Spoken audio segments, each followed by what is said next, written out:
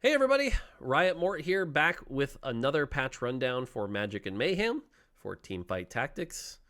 That's the game we're working on, right? Yeah. Patch 14.18 is a pretty big patch. This is a patch where we had some stuff we wanted to ship, some key features. We turned it into an opportunity where we could make the set even better. You've probably seen all of my Twitter posts about this. If you haven't, there's a bunch of them. I won't, bore you too much. We've got a lot to get into. So let's dive right in. There's a lot. So here we go. First up, we have a new item coming to the game called the Frying Pan. This item, basically, anytime a spatula would appear, imagine there's a 50-50 chance instead of it being a spatula, it's a frying pan. So we didn't inflate the number of emblems or anything like that.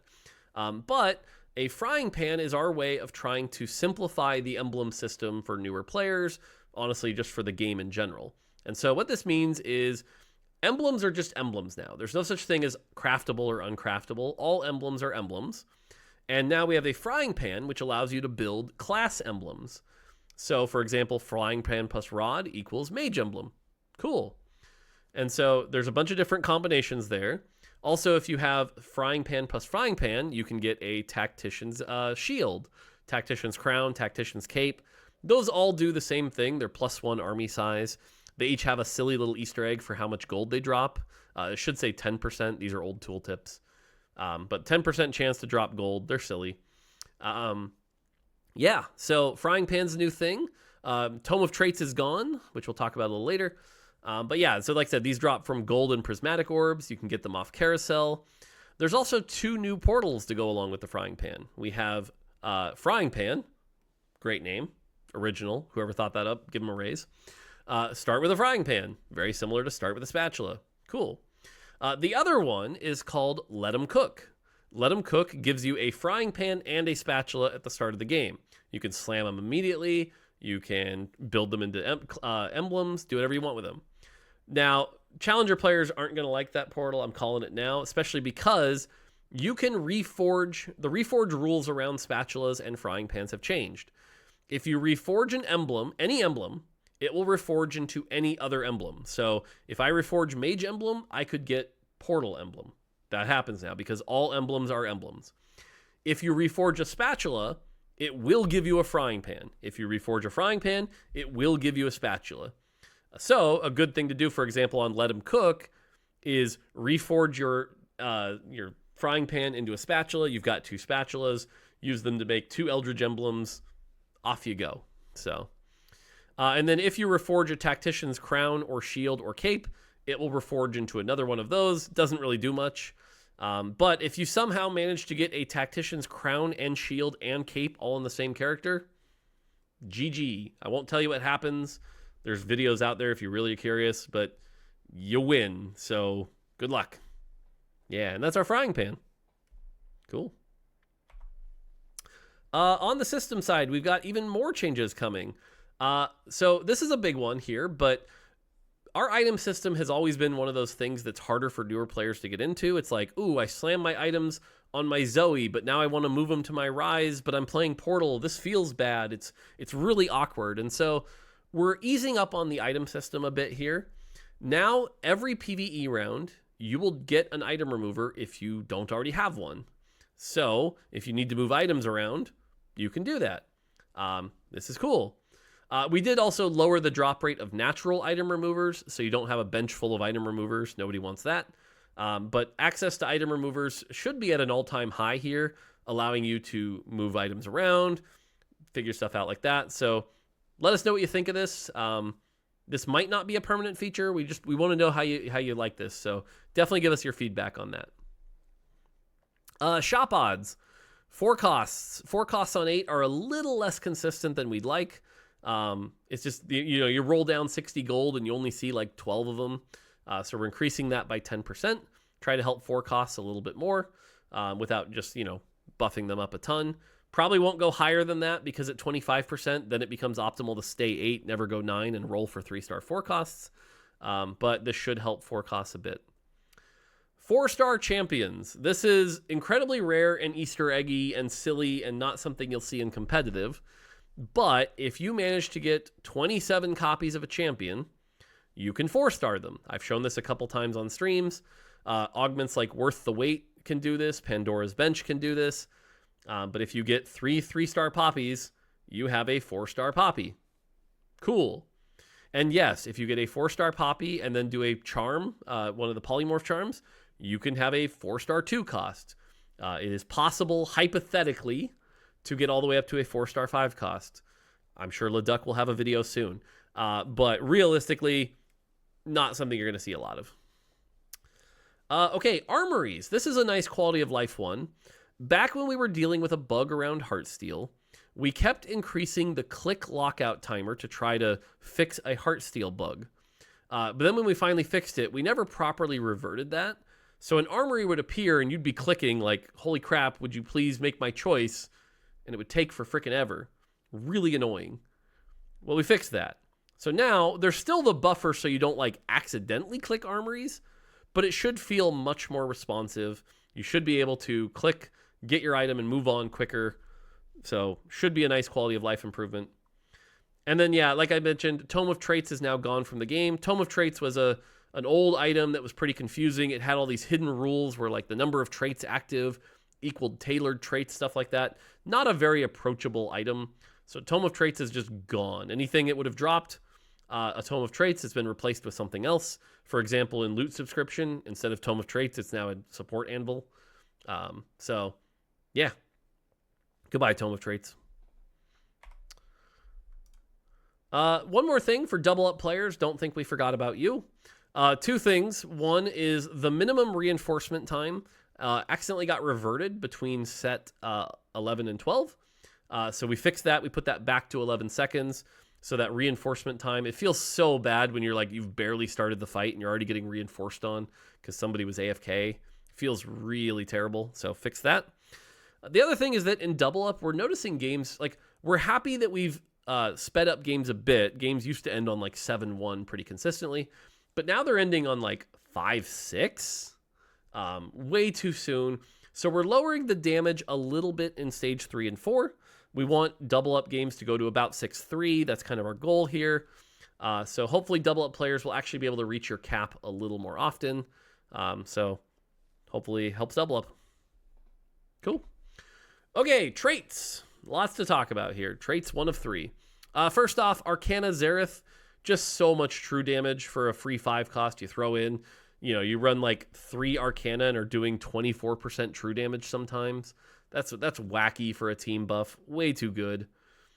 So we are nerfing 3, 4, and 5 Arcana Zareth here. Should make the other options better. Should be less true damage all around. We don't really need a single 5 cost giving your entire team 30% true damage. That's silly. So, plus it allows us to put more power in the champion himself. So, yeah. Blaster. Blaster's basically been a trait that's been underperforming. Part of that is the champions, which we'll talk about later. Part of that is the trait. In before someone goes, oh my god, they're buffing the champions and the traits. But Blaster is getting a buff. It's not a major one here. You can see here 12, 25, 45 going to 15, 35, 60. 4 kind of getting the biggest chunk of the buff here. But Blaster should be a bit of a better trait. Cool. Chrono. Chrono gets a lot of love here. First off, the Chrono proc, when it finally does proc, if you're running like 4 or 6, happens so late unless you're playing literally blue buff Karma. And even with blue buff Karma sometimes, it takes a long time to proc. So we're reducing that by 2 seconds. So it should proc sooner. The other really annoying thing is that the heal didn't happen until the end of the freeze. So like the freeze animation would start, the freeze would happen, and then eventually it would heal. And so if anything died in between that, you know, felt bad. Now the heal will happen right away. So the heal basically happens like 3 to 4 seconds earlier. Should feel a lot better. 6-piece also getting a pretty big buff here. The stun duration going to 4 seconds. And we're shifting the power from attack speed, which not a lot of them want, into AP. So 6 Chrono should be good. Good stuff. Eldridge. Eldridge generally underperforming in the late game especially. It's not even as good of an opener as you would expect a summon trait to be. So Eldridge 3 is just going to have slightly higher base stats throughout the entire game. Should be a little bit better splash. And then 5 and 7 were really good early. Like if you had 5 Eldridge on stage 3, your win rate's insane. or 7 Eldritch on stage 4, your win rate's great. But it just falls off a cliff. And so we raised their stage scaling a bit, so they'll be a little stronger in the late game. Should help Eldritch be able to be played later. All right, Fairy. Fairy is one of our bigger reworks here. The trait really hasn't done a lot. There's some playable comps, but they're really hard to get into. Mostly people play it for the free 2-piece trait activation and the free crown. We're making the 2-piece harder to get into. So now you have to go, it's a 3, 5, 7, 9. 3-piece will give you that crown. And the crown is more powerful. You're getting more health. So it is a buff from 2. It's not literally just 2 became 3. It's a buff. But you also, at 5 now, instead of 6, will get the crown. So you've already got the crown. Then at 7, you get a second, you get the armor at 5, a second crown at 7. So 7 should be a lot more powerful. And then 9 will become Radiant. Now, this one, I'll be honest with you, I'm interested to see how it plays out. It makes comps build a little differently, which is nice. My read from PBE has been that it's kind of weak still. But I've seen a lot of people look at this and go, 7 looks insanely broken. You get 2 crowns. So we'll be interested to see where it lands. Either way, if we have to make follow-up adjustments after this, we will. But the goal here is to make it, honestly, easier to play and make more sense. So, yeah, as a vertical, to be clear. Okay, Honeymancy. This one's...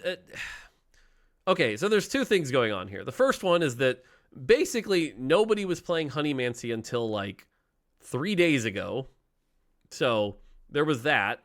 And this is part of us having to develop patches in the future. But the second thing, even is ignoring that, is that Honeymancy really didn't live up to like the fantasy of like, look at all my bees, my army of bees, ha ha ha ha ha. So we wanted to kind of solve those 2 things all at once. The first one is that now it always grants 5 bees and you always pass 2 on death.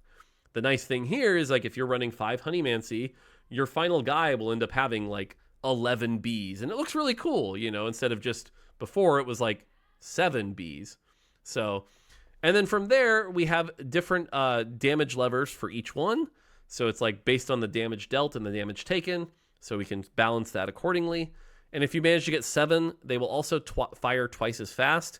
Now keep in mind, firing twice as fast does not mean double damage since it's based off the damage you're dealing anyway. But it does mean less wasted damage, right? Instead of shooting 1 big giant shot for 3,000 that overkills, you can shoot 2 shots for 1,500, and that won't be as wasted. So Honeymancy hopefully will be better, though again, I know it's become sort of meta right now. So we'll keep an eye on it, of course. Hunter. Hunter gets a bit of a nerf at 4 and 6, a small buff at 2 here. But mostly this is to just kind of rebalance the numbers and put them in the right spot. But also so that 6, we really like how with a lot of these classes, if you hit the max, you get like an extra bit of flavor. Granted, it's a boring bit of flavor here, but 20% attack speed for those hunters to help them get that first takedown, to help get that bonus AD. This should overall be a buff to 6 Hunter. It is intended to be a buff to 6 Hunter. It's just, you can't literally just give them 20% attack speed and be like, that's fine. So, yeah. But again, also at 2, they can be played a little bit better. So, yeah. All right, Mage. Mage doesn't change at 3, 5, and 7. But Mage had a 9-piece, and it was the most boring, least played chase trait in the game. You gained like 20 more AP. Woo! So we changed that. Now it's a 10-piece, so it's a prismatic chase trait. Especially with Frying Pan, you'll be able to build these now. If you can manage to get 10 Mage, things are going to go crazy. So instead of 150% AP, it's now going to be 140% AP, and Mages cast much more. Now, what much more means, if you haven't seen the clips, is your mana gets set to 20. So you're going to cast a lot. Basically, if you hit 10 mages, they just go pew, pew, pew, pew, pew, pew, pew, and you win the fight. So, yeah, a lot more. And remember, you'll have emblems, so you can get stuff like Mage Tom Kench constantly CCing people, or Mage Zareth just going crazy. It's fun. So if you can hit it, it should be a fun, satisfying prismatic. Portal. Portal, the 10-piece is a prismatic, but it was supposed to be a lot like Mythic from last set, where it's the easiest to hit prismatic, but the weakest. It's not quite weak enough. The line's really thorough, but it shows up a lot. So we are nerfing it a bit here. Each proc will happen 0.25 seconds less often, and the bombs are getting nerfed pretty heavily. That being said, it's still 10 portal. It's still a prismatic. It's still going to have like a 1.8 average finish or something like that. Don't expect this to like, I can beat 10 portal now with my like, no, it's still a prismatic. But we are lowering it a bit. And honestly, we have to keep lowering it. We will a little bit more, but it's still a prismatic. So Shapeshifter, much like Hunter, gets a little flavor at the end. We lower the max HP, but they gain a HP regen. Should feel fun. So, yeah, 8 Shapeshifter. Scholar had this really awkward thing where it was like 3, 6, 12 mana per auto. And yes, I know we have overflow, but like 12 mana per auto is very weird. Were you really playing 6 Scholar for 12 mana per auto? Not really. So we want to get those numbers nice and round. So now it's 3, 5, 10. But then the jump from 4 to 6 is like, who cares? And again, we're trying to add some flavor to the classes. So now Scholar also gets some AP, 10, 15, 20. And if you hit the 6-piece, they basically get built-in Gunblade. Their abilities will heal the lowest health ally for 15% of the damage done. It works exactly like Gunblade. It's the exact same code. So, Sugarcraft. I didn't type this right. Okay. You have to ignore me on the Sugarcraft here. But what this should say is 6-piece Sugarcraft. The AD and AP went from 40 to 35. And the HP went from 150 to 50. So, to anyone who looks at these and wonders what the hell is going on, oops. But, yeah. So, basically what we did was we lowered the combat power of 6-piece. 6-piece was a little too good. We still want it to be this fun, really good cash out, really strong. But, yeah, that's what's going on there. Oh, it's right below. Haha, it's literally right below. I just typed it twice. My bad. So, there you go. Sugarcraft. Moving on. Warrior. Warrior, same thing. We're giving the 6-piece a fun little boost. 20% durability if you hit 6 Warrior. Obviously, we can't just slap that on, so the damage amp and Omnivamp comes down. The other thing for Warrior is they don't often get to take advantage of that double power, so we're letting that activate earlier. If you drop below 70% health, you're going to activate that double damage amp threshold. So a little easier to activate on people like Fiora, Katarina, stuff like that. And finally, Witchcraft. Witchcraft 4-piece was really awkward in the sense that, like, let's say you high rolled a Witchcraft emblem and had 4 Witchcraft on 2-1. Good stuff, right? Not really, because the healing was based off the damage you dealt, much like Gunblade, and you don't really deal a lot of damage on 2-1. So you weren't really winning fights because of that healing. It ended up becoming this awkward thing where, like, was really valuable on a Nico 3 and a Cassio 3, but until then, not great. And we want something where it's like you hit 4 Witchcraft on 2-1, you feel good about it. So now it's going to do a poison that will deal 4% of their max HP per second as magic damage. Cool. So you get some extra damage. And then the 8-piece will increase all curses by 50%. Nice round number. So 8 Witchcraft's getting a small buff as well. And that's traits. Lots more to go. Let's keep going. Champions. Okay, Ashe. Ashe is like the quintessential example of us taking a B-tier design champion into an A-tier design. We're trying to elevate Ashe and make her even more fun. The thing with Ashe is she had a 5-second window where her buff lasted.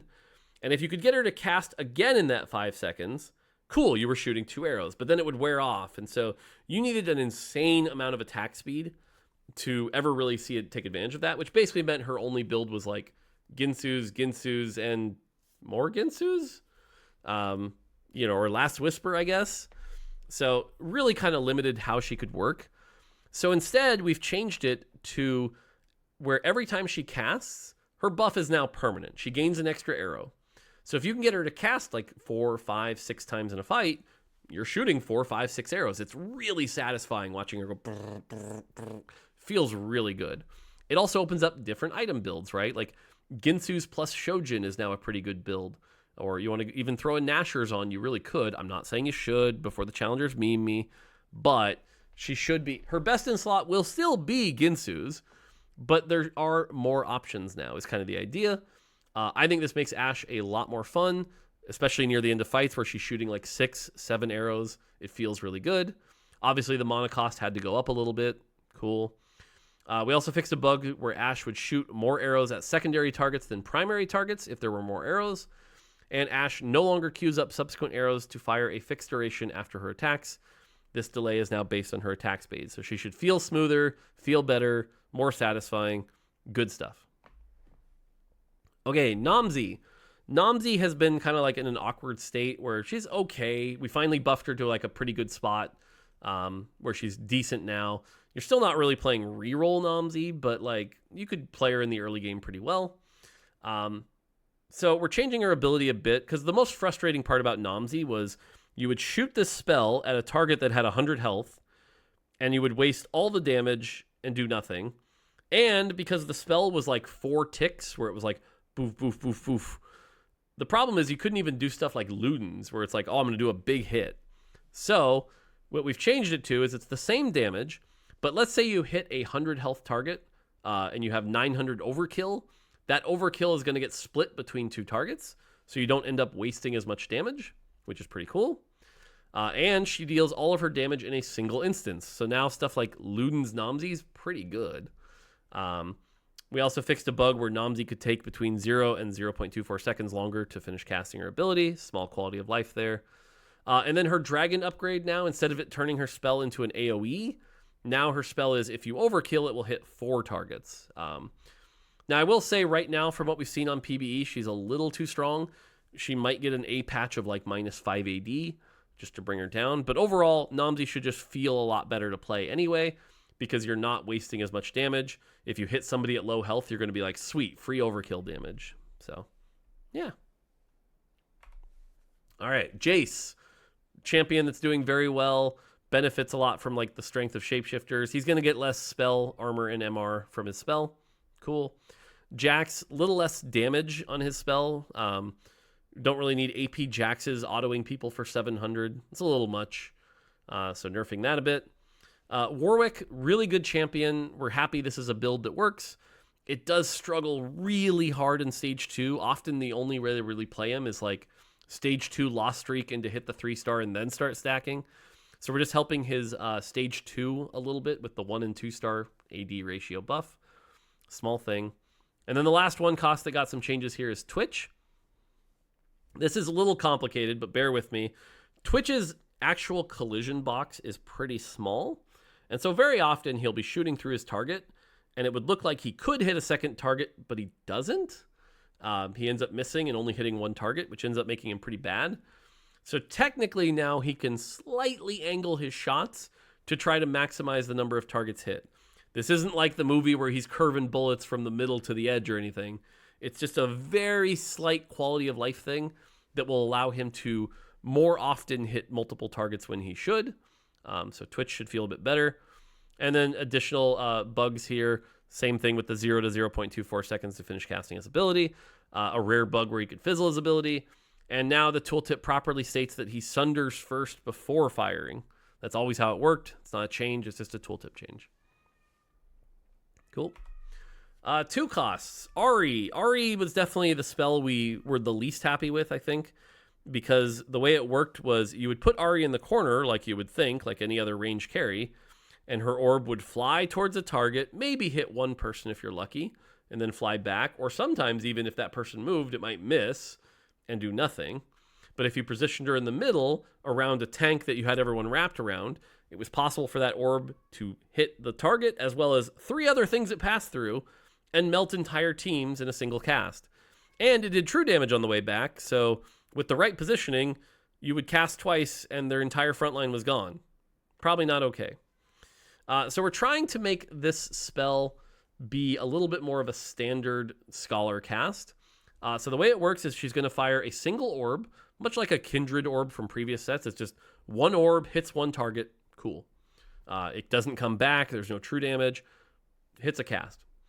In addition, she'll launch 3 little Foxfires that do true damage at nearby targets.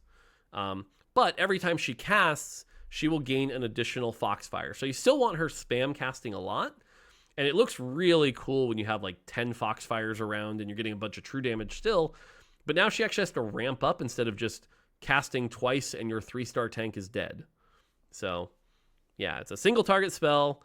The orb will redirect to a new target if the target dies, so it won't miss. It'll feel much like a more traditional caster than she should, and still be pretty powerful. She can still do a lot of damage. Just less true damage, less uncounterable, less my tank is gone. All right, Cassiopeia. Much like Ashe, the only build on Cassiopeia that works is Ginsu's Gunblade or Ginsu's Jeweled Gauntlet. You know, it's like you needed 2 Ginsus to maximize that 5-second window. After this, her best in slot will probably still be Ginsu's, item. But there are more options now. You can put pure AP on her, and it'll actually be okay. Because the way it works is you empower the next 3 attacks to deal a bunch of bonus magic damage. And the mana goes down to 30. So now it's just an alternate. So if you run like Death Cap, Jeweled Gauntlet, those spells are going to hit hard. They're just like chunk, chunk, chunk. You're not wasting all this value. So should open some alternative builds. She can be an item holder now for Karma, and you won't feel nearly as bad. To normalize that, we had to lower her attack speed back to 0.25. Or 0.75, 0.25. That'd be slow. Her spell now casts instant, so now there's not this delay if she is heading a high attack speed, which is nice. And then we also fixed a bug where she wasn't working with Wit's End. So now she works with Wit's End. So Wit's End, Cassiopeia, best in slot. There you go. Gigabyss, I think, as the kids say. Okay, 2 costs. Most of these changes around 2 costs are just trying to normalize their 3-star values a little bit. So you're going to see slight buffs and nerfs in various spots here. They aren't meant to change things dramatically. So for example, Akali 1 and 2, tiny, tiny buff, but Akali 3, tiny nerf. Just kind of normalizes her a little bit. Kassadin 3, very tiny nerf. Kog'Maw 3, very tiny nerf. Not trying to hit the 1 and 2s. Shyvana. Shyvana's one that also got a bit of a change here. Her dragon bonus now, instead of being a heal for 1% of her health, it will now double the size of her aura, so she'll hit a big AoE, and it will deal 30% more damage. Shyvana right now on PBE is a beast. I could see her getting toned down a little bit. The spell buff was a lot for Shyvana, so... but yeah, Shyvana, tankier, more damage, and 3 dragon should feel a lot better. And then there was a small thing where Shyvana no longer deals damage the instant enemies hit the aura. It has to be on the per tick basis. So, and then again, more frameworky stuff here. Neela 3, very slight nerf. Syndra 1 and 2 buff, 3 microscopic nerf, but not really because the secondary damage is buffed. Zillion 3, very tiny nerf. Rumble 3, very tiny nerf. Tristana, apparently I didn't put colors here. But Tristana normalized as well. So, yeah, these aren't the right Tristana numbers. She was very similar to these, though, where it was like 2-star buff, 1 and 2-star buff for Tristana. So, yeah. Okay, on to 3-cost reworks. Ezreal. Ezreal was a champion that if you happened to land a good shot, sure, you could do a bunch of AoE damage. But typically, you would put him on the back line, and then he would teleport awkwardly to the second row, shoot through his target, hit one thing, and tickle them. It wasn't very good. And the other thing is that he would often teleport himself into danger, which doesn't feel great. So we've made 2 big changes here. The first is that he will not blink unless he has an enemy nearby. So if you put him in the back corner, he's not moving. He'll just chill there, shooting his ults, happy as a clam. You don't have to worry about him jumping all over the place. The second thing is that, let's say you ever get down to your Ezreal 3 versus their Rumble 3. You're never winning that because you have no burst. Now you do. Ezreal will hit the first target he hits for a bonus amount of magic damage. So you'll see like a big chunk of magic damage on that first target you hit, which will allow him to be capable of taking down tanks. This makes him really good with items that have both AD and AP. Things like Giant Slayer are really good on him. So something like Giant Slayer, Shojin, IE, a really good build on him. Maximize both those damage, stuff like that. But yeah, we'll now only blink to the location furthest from the most enemies. No longer scales the primary damage with AP. The primary damage is all AD, only that initial target is AP. Ezreal recovers from firing and blinking slightly faster, fixed a bug where he could blink while dead, and fixed a rare bug where Ezreal's ability could fizzy. Apparently I can't spell fizzle. Great. Hecarim. Hecarim is very strong right now, actually. If you play a Hecarim 3 and you get the right items, Hecarim is really, really good. The problem is he's very unsatisfying. If you've ever seen your Hecarim charge, like let's say he's multi-striking, he's killing a bunch of stuff, he gets a kill, he charges to the next target, and then he like awkwardly like bounces off of them and then gets stuns himself.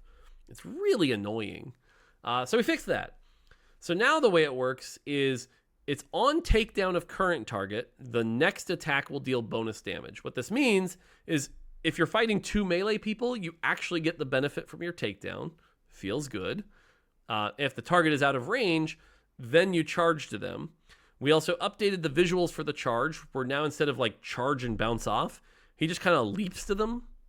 Much quicker, much smoother. You won't feel like he's stunning himself. Life is good. So he resolves those faster, especially at shorter ranges. He can now attack earlier after resolving the charge.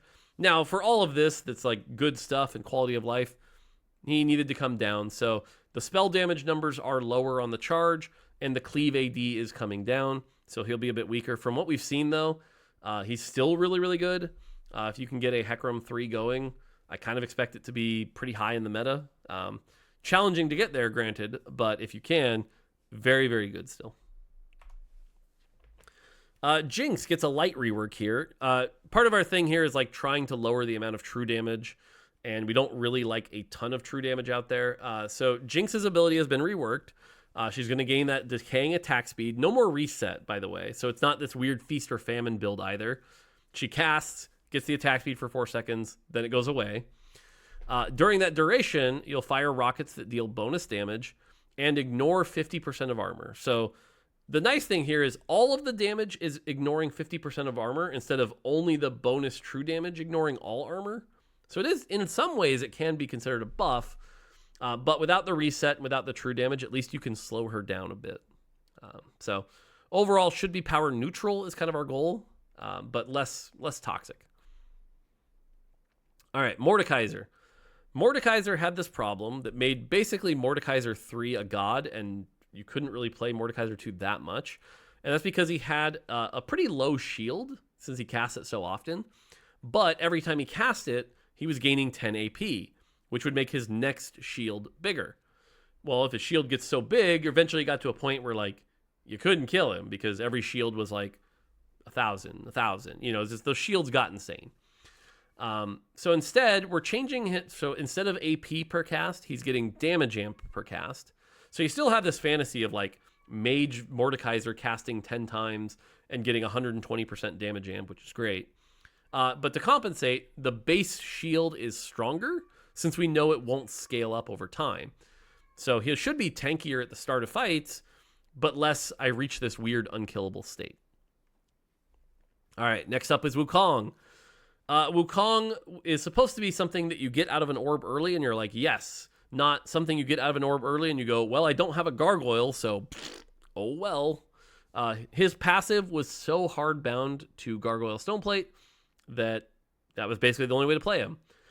So instead, what we've done is remove that passive, and it's now at combat start, gain 40 armor and MR. So at the start of the game, he is a 90 armor MR tank with no items, which is already insane. Like that for a 3 cost, that is ridiculously good value. Every turn it's going to go down by 1 just to kind of like help fight pacing a little bit. So early game, I expect this guy to be a lot better. I think if you get a Wukong out of a box, it's like you could be able to win streak and be in a good spot. But the Wukong 3s with double gargoyle are going to be quite a bit weaker.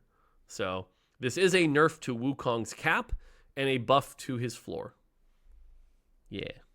And again, it does say lose 1 armor and MR every second, which means yeah, sure. 10 seconds into overtime, you've lost his full bonus.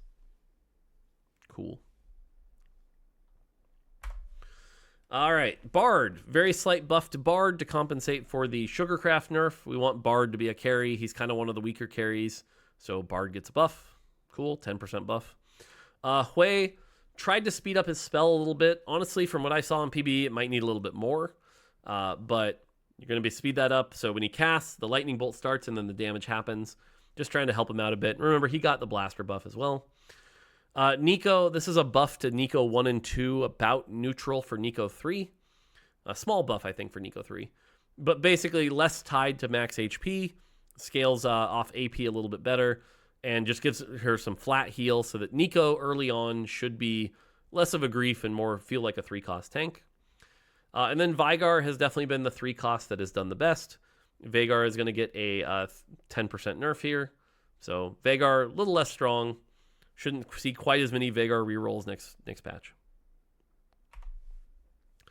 Okay, 4 costs. We're getting there. Gwen.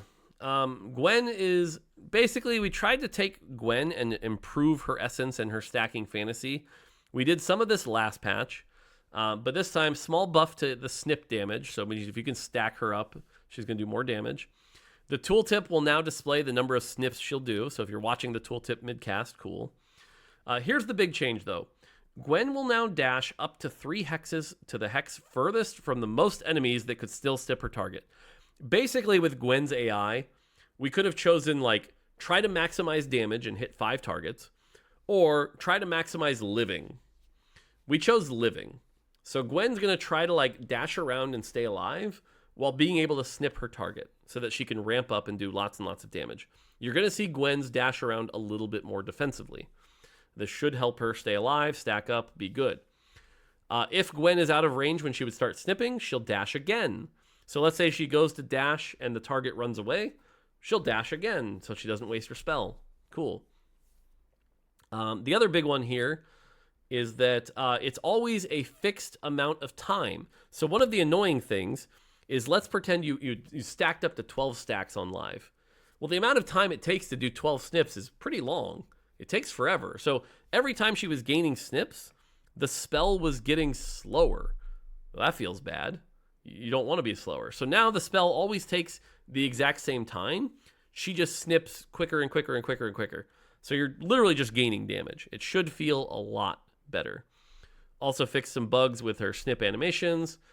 Each snip is now a separate number. This just helps you see like lots of little 40s. It feels a lot better rather than 80-80 and you're like, where'd all my snips go? It doesn't actually change much there. She recovers from the final snip faster, and fixed a rare bug where she would stand around just chilling. So all of this is a lot of, we made her AI better. Cool. She should feel better. She should be less of a bait. She hopefully should feel like a 4-cost, because 4-cost should feel like 4-costs. Varus. Similar thing. And for those of you that really don't like this Varus spell, this isn't going to change a lot. He still jumps up in the air, does a long channel time, and fires the bow. That hasn't changed. But what we've done is we've lowered his base AD and pumped up the spell a lot. So the spell is going to hit targets, which means if you hit like one target, it's going to hit that one target really, really hard. In addition, the cluster of fireballs will actually have a better range and be able to not be wasted more often. So the ability fires earlier in the cast time. The ability cast time resolves slightly faster. The ability cast time scales more aggressively with attack speed. So if you end up going Pyro Varus, it'll cast faster. Varus no longer ends his animation early to attack from midair. Now prioritizes dealing the most total damage rather than the most targets. Now deals damage to secondary targets more reliably. And if you happen to hit Varus 3, it will hit a 1 hex larger radius. Now all of this is to say that this should make Varus feel a little better, but I'll also tell you from my PBE testing, he's been a little weak still. So we may A-patch some of that AD back into him. But the goal here is less whiffs on the Varus spell is the big one. A lot less whiffs. Olaf. Pretty big buff for Olaf. If you're an Olaf fan, I don't want to hear Olaf is unplayable. He's quite good now. Because his spell lasts 5 seconds, we can have a lower mana cost, letting him get back to that spell quicker. And we're raising his leap and cleave damage. So he'll do more damage. Great. Rakan, less mana to cast, higher base shield value. Rakan should be tankier. Great. 4-cost should feel like 4-cost. The Rakan change I don't think actually swings it that hard. It mostly helps Fairy. But yeah, Rakan needed a buff. All right, 5 costs. Smolder. Smolder gets the same. Basically, his spell is very much the same. except it works a lot like Ashe and Cassiopeia, where instead of it being for a fixed time, it's the next 4 attacks, which means you don't have to build Ginsus on him, but you still can and still should. So that's it. And then the dragon upgrade, instead of being a tiny heal, now means you get 6 bonus auto attacks that deal more damage. So 3 dragon smolder should actually be doing chunkier stuff and feel good. And then the last thing here, you're going to laugh, but now can gain a maximum of 1,000 bonus move speed from all sources. 1 Mitten Smolder, hilarious. 3 Mitten Smolder breaks the game, and he flies off the map, and bad things happen. So basically, it's a little over 1 Mittens is what he's allowed to cap at. You can still create the Mittens, you can still do the silly stuff, but this is us going, no triple Mittens Smolder, please. So, yeah. Xerath gets a small buff and a small nerf here. The nerf is we're trying to make him a little less RNG, so now he can only target between the closest 5 enemies. No random dice roll, I sniped your backline, GG. But he is getting a little more than 10% spell buff here. So spell is going to be doing more damage. Honestly, he could probably get even more. We'll see. But Xerath, a little less dice roll. So, yeah. Finally, Milio. Milio is the champion that I think most Challenger players predicted the worst. At the start of the set, everyone was like, Milio's OP and going to ruin the game. He ended up being the worst 5 cost by a significant margin. His spell takes a long time to resolve. So we're lowering the mana by 30. Honestly, from what I've seen, it could still be even lower. But this should help Milio a little bit. And then Nora, what we're doing here is changing it so that a lot of Nora's power was on the AD and AP buff that Yuumi was providing. It was like this really invisible thing that was also, remember, it doubles if they're at full health. So you would put this on a backliner and blink, and the backliner would have 50 extra AP. It would be pretty insane. So we're lowering that so that there's not this just invisible AD and AP from Yuumi happening. But to compensate, Yuumi will heal a little bit more, which should also mean putting Yuumi on tanks becomes more of a correct option. And Nora will do more damage. A very small buff, 5% buff for Nora. Try to help her out here. But generally, again, power neutral, less power in Yuumi, more power in Nora. Whew. Okay, we did it. We got through champs. Still more to go. Let's talk about items. The biggest nerf here is to Adaptive and Radiant Adaptive Helm. A lot of our changes here are about spam casters, things like Veigar, Ahri, Zoe, where they would still run like double mana generation items and never even need to auto attack. It was a little ludicrous. We like the mana change where they get to bank the mana for the next auto, but we don't need them literally like not auto attacking. That's too much. So the Adaptive Helm change that's really big here is while they're casting, they don't get to that timer of every 3 seconds generate mana isn't ticking. So you need to be in the like non-casting state, which means your Veigars and your Ahris aren't running double adaptive anymore. That's not going to be their best in slot, which is intentional. And then they're also getting a little less AP. The other thing here is that we want items that are about casting more to be about casting more. We don't want them to be about casting more and doing more damage because then we don't need to build damage. Again, you don't want blue buff Shojin Veigars one-shotting your tank. So Spear of Shojin's going to get 5 less AD and AP. Nashor's is going to get a lot less AP here. It goes from 25 to 10, 55 to 30 on the Radiant, but much more attack speed. So like a Nashor's Ziggs should feel really, really good to get him back to attacking because again, Nashor's is an item about generating spell casts, not making your spell casts bigger. So that's what a lot of these changes are. Adaptive Helm, Nashor's, and Spear of Shojin. Trying to get mana generation to be about mana generation, not also damage. Titan's Resolve. This is a big change that I'm sure a lot of people are looking forward to again. We had to make that change in set 11, I believe, maybe set 10, where Titans lost one of its AP because we had champions that had really good AD ratios and really good AP ratios, which would lead to things like Yone having giant shields and giant damage. Well, we fixed that with our champ design. Now their AP ratios are their AD or AP, which means AP champions can now use Titan's Resolve again. Yay! So Titan's Resolve gets its AP. Nice. Good stuff. And then finally, Mogul's Mail. This item continues to still be very, very strong. It's going to lose 2 HP per stack. And the gold delay is going to go from 6 to 9 seconds here. Pretty big nerf. We want the item to basically feel like a really good tank item, like a solid, gargoyle stone plate that that you get 1 gold per turn usually. Maybe 2 if you high roll. This prevents it from being what was usually 2 gold a turn, sometimes 3 if you high rolled. So definitely a nerf to its gold generation. Okay, augments. We have some new and reworked augments first. Arcane Conduit, this is for Arcana. Arcana champions deal 10% bonus damage. If they start combat holding 2 items, they gain a recommended 3rd item.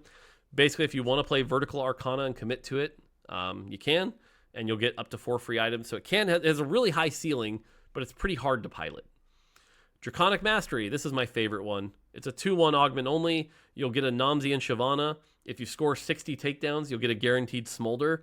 Knowing that you get the Smolder for sure feels so good. Dragons also get 10% health and 18% attack speed. I love this augment. I'll probably take it every time I can. Flexible. Flexible is one of those augments we're going to look back on and be like, remember when this was gold at this tuning? We kept nerfing it, we kept nerfing it, and it still had like a 20% win rate, still bonkers. So we're finally giving in, which we should have done a while ago, which is, it's prismatic. Yay! Honestly, still probably really good. Now, you'll notice, by the way, there's a line in here that says, can no longer grant duplicate emblems. Unless we fix this, ignore this. From PBE testing, this was still happening. So ignore that line for now. I'll report when we fix it. We want it to not grant duplicate emblems, but right now, it's still granting duplicate emblems. Frosty Frontline has been reworked because everybody loved fighting a target dummy with an Eternal Winter that would regen and have to fight it twice. No, they didn't. So now it's a new augment called Winter is Coming, which gives you this cute little wolf pup that gets a Protector's Vow to help him stay alive. And the wolf gains 40% attack speed and 300 health per frost tier. It's just extra frontline, but in a less frustrating way. And it's also cute watching 7 frost with the wolf attack really quick. It's very fun. And then finally a new hero augment. Pillar of Flame, 3/2 only. Shen gets a hero augment. Your strongest Shen's ability no longer grants damage reduction, but now summons a large molten pillar that damages enemies in a line. If you get this, you're going to want to play it in a 6 Bastion comp. Give him a BT Archangels +1. Does decent damage. The damage is spread by the number of targets hit. So sometimes you'll burst down 1 target hard. Sometimes you'll hit 5 pretty softly. But yeah, Archangels is good to help him stay alive. Bastion, don't play him in Pyro. I don't think he's good in Pyro with this. So, ooh, I should have had water nearby. Okay, silver augments. Called Shot, small buff, 4 gold. Combat Bandages, we nerfed it because we fixed the bug where it didn't work past stage 4. So now Combat Bandages works and is a good augment, but we had to nerf it because it was too good. So Combat Bandages, you can take it again. Take it. Fine Vintage will proc 1 turn earlier. We like this augment. It's very fun. Just now it won't be as hard to pilot. Good for something. Higher chance of gold drop if you want to lost streak and get some gold. Item Collector gets a big nerf to its HP here. This augment's been doing very, very well. It gets nerfed. Precise Planning, another hard augment to pilot. Every time you do it well, you'll get 3 gold. So if you can do this really well, a silver augment that gives 3 gold a turn is kind of busted. So definitely try Precise Planning. Restart Mission no longer drops duplicate copies of champions, so no random 3-star Syndra out of a restart mission. Rolling for Days now gives 11 rerolls instead of 9. Cool. That's it for silver. Gold. Golden Quest. This is probably the most controversial change as far as gold augments goes. Instead of 161.8 gold, it's now 196 gold. We've nerfed this augment very hard. You still get, the 5 cost, the 2-star 5 cost, and the 2 items, 1 artifact, 1 normal. But this augment is meant to be high risk, high reward.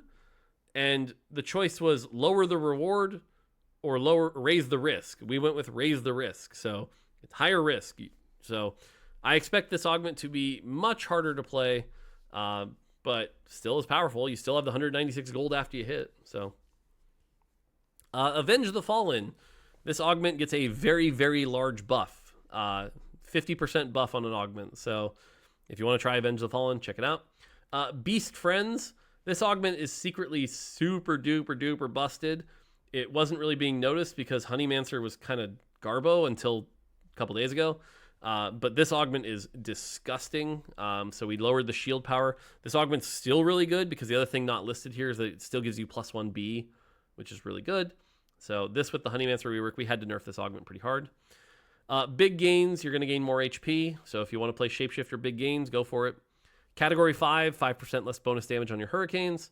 Cauterize, extra damage on your Cinders. Probably still a weak augment, but hopefully a buff that at least makes it kind of playable. Certainly on 3-2 and 4-2. Clockwork Accelerator, we're getting close. This augment's almost finally balanced. Remember when it was 5%? LOL. 10% should get it pretty close. Combat Bandages, that number should be red. It's a nerf, same as the Combat Bandages 1, but now it actually works. Defensive Arts, this was the Incanter augment. This has been disabled because the amount of times Incanter actually reaches max stacks is so inoften. Even if we let's say this augment said at max stacks gain 100 mana per second, it would still be pretty bad. So we've disabled this augment. All right, Fortune Favors the Bold. This augment got hit really hard. If you take Fortune Favors the Bold and you only lose 6 or 7 times, you're going to get almost close to half the value you were getting before. You need to get to 10 loss for this to really be worth it. 9 is okay, but 10 to 12 is where it really has to pay off. So again, high risk, high reward. We've raised the risk. If you accidentally cash out at 7 or 8, this augment's terrible. If you cash out at 10, it's pretty good. So you got to play this augment right if you're going to take it. Heroic Grab Bag, 3 more gold. Item Collector, again, HP getting hit pretty hard here. So Item Collector shouldn't be quite as OP. Little Buddies, this is a big nerf, but one that should have happened a long time ago. No longer counts non-champions. So if you're running support golems and other stuff like that, you're not going to get free Little Buddies procs. Sweet. That's a big nerf. So, yeah. Potions 201 gets its last change undone now that Witchcraft should be more playable. Press the attack, losing 1% true damage. That augment's really, really good. Prize Fighters. Until we fix this, ignore this. The text will say grants 2 components, but it will only grant you 1. So don't take Prize Fighters. We'll try to fix it as soon as we can. But I caught it after, and it's going to cheat you out of it.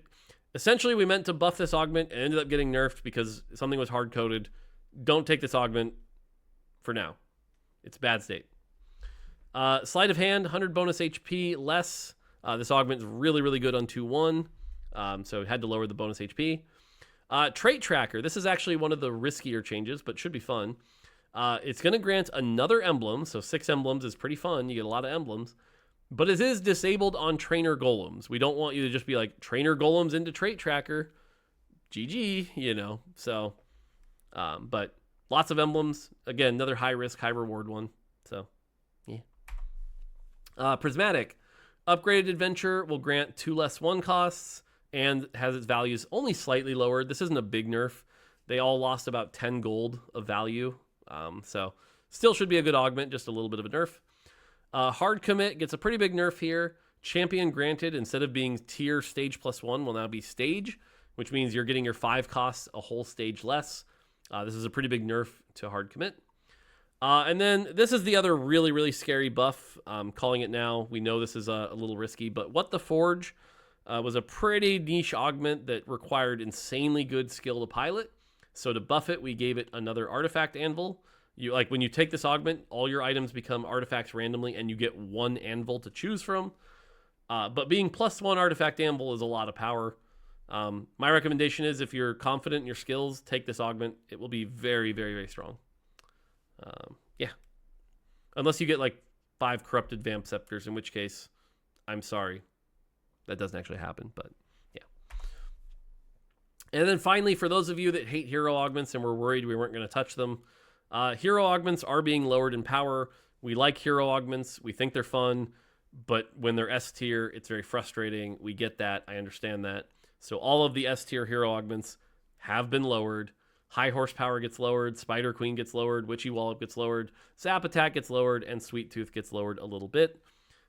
So hopefully hero augments get closer to actually balanced, and You should take them when you're in a good spot, not literally on 2-1 and just be like, sweet. So hero augments, lowered in power. And again, you'll notice not every hero augment, right? Like Deja Vu was in a good spot. We didn't nerf Deja Vu. So we like hero augments. We don't like S tier hero augments. Okay, charms. Whew, we're getting there.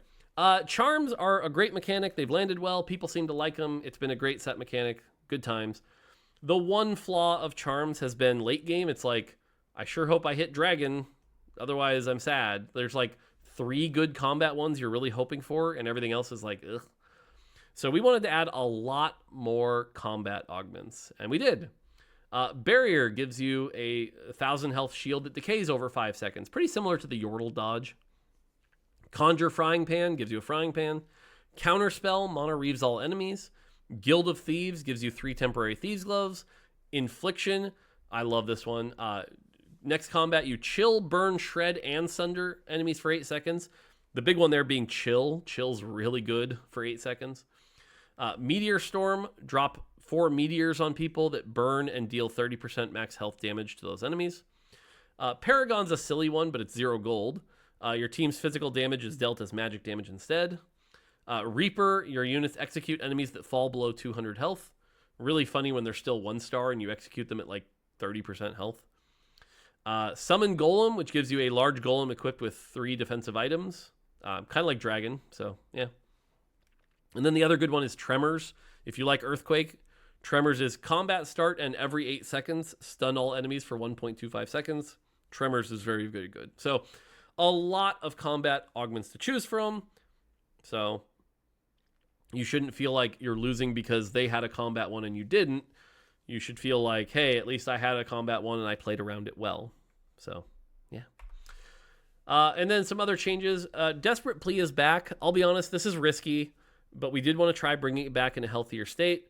Next combat, reduce incoming player damage by 80%. Really, this probably should have been a flat number. We should have just said something like reduce incoming player damage by 8 or something. It would have been less confusing. But the nice thing is, if you're at 1 health, you're still going to die. This isn't going to like cheat you an entire placement per se. So, yeah. All 5s, this augment's pretty strong. Got nerfed 3 gold.